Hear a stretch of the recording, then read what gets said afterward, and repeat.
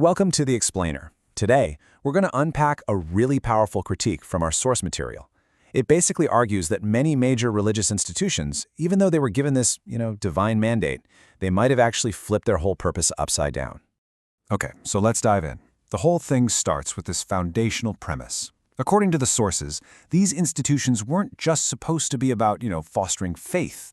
They were supposed to build a real, tangible society. A place described as the land of milk and honey. So the argument starts with this beautiful vision, right? A world designed for people to truly flourish, a place that's safe, full of mutual care, a place where new ideas could be born, where the best dreams from everyone in the community are collected, and then, and this is key, where there's a real effort to turn those dreams into reality, a system built on joy, not control. And get this, according to the source, every one of these movements got the tools they needed for the job. The instruction manual, well, that's the core teachings, the moral philosophy, and the bag of gold, that represents the spiritual capital, the dynamic, divine spark needed to actually bring that manual to life.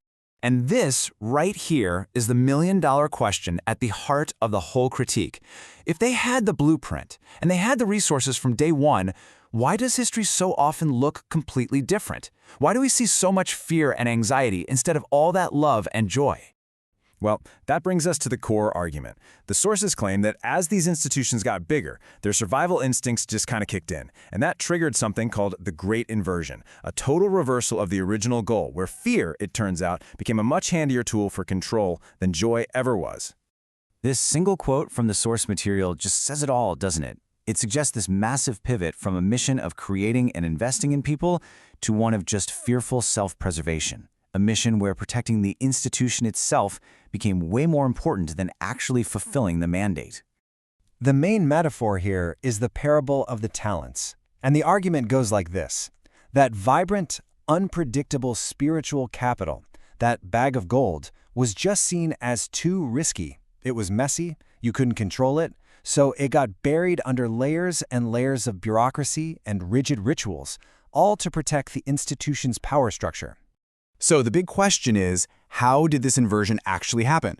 Well, the source material gives us a three-part diagnostic to explain the mechanics of this failure, and it pulls its framework from some ancient critiques found in the book of Revelation. First up, you've got the heresy of the Nicolaitans. This is all about creating a rigid hierarchy, a sort of spiritual caste system.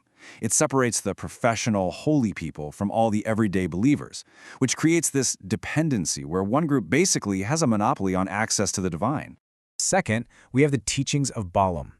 Now this points to when sacred duties get mixed up with worldly systems of wealth and power. It's the compromise that gets made for institutional survival. Striking deals with governments, or even worse, turning grace into something you can buy and sell. And third, there's the spirit of Jezebel. This one represents that claim of unassailable, absolute authority. It's the don't you dare question me attitude that's used to crush any internal dissent and, crucially, to avoid any accountability for systemic failures and abuse. Now this is where it gets really interesting, because the slide maps these ancient ideas to some very specific, real-world examples from the source. The Nicolaitan spirit, that's seen in the very idea that there's a fundamental ontological divide between clergy and laity. Balaam's error is linked to historical things like selling indulgences. And the Jezebel spirit is connected to claims of infallibility and, of course, systemic cover-ups. The sources argue that to keep this inverted system going for centuries, the institution had to do more than just change its actions. It had to corrupt the very language of morality itself. And think about the consequences of that. It's devastating. If words get completely detached from what they do in the real world, if they just become labels for their exact opposites, how can anyone possibly tell what's true anymore? And this slide just illustrates the core argument perfectly. The source is claiming that key words were basically redefined to serve the hierarchy. So love suddenly means unquestioning submission. Faith comes to mean blind obedience. And peace, well, that just means an enforced silence, the absence of anyone rocking the boat. Okay, so if language itself is corrupted, how on earth are you supposed to see clearly? Well, the source proposes a tool. It's like a philosophical razor, and it's designed to cut right through all the institutional noise and judge things by their effects alone. This right here is the foundation for that razor. It redefines what a word even is. It's not just a label. It's a direct cause that is tied completely to an observable effect in the real world. In other words, a word is what a word does. So here are the 3 maxims of this razor, and each one is designed to get around manipulation. First, ignore all the verbal justifications and just judge the raw action. Second, ignore the hollow apologies and actually see the physical results, the destruction or the healing. And third, ignore the magnificent buildings and the pageantry and instead feel whether the system creates liberation or anxiety in the human soul. Now, when you apply this razor, the source concludes you can start to recognize the true, uncorrupted word by the reality it creates.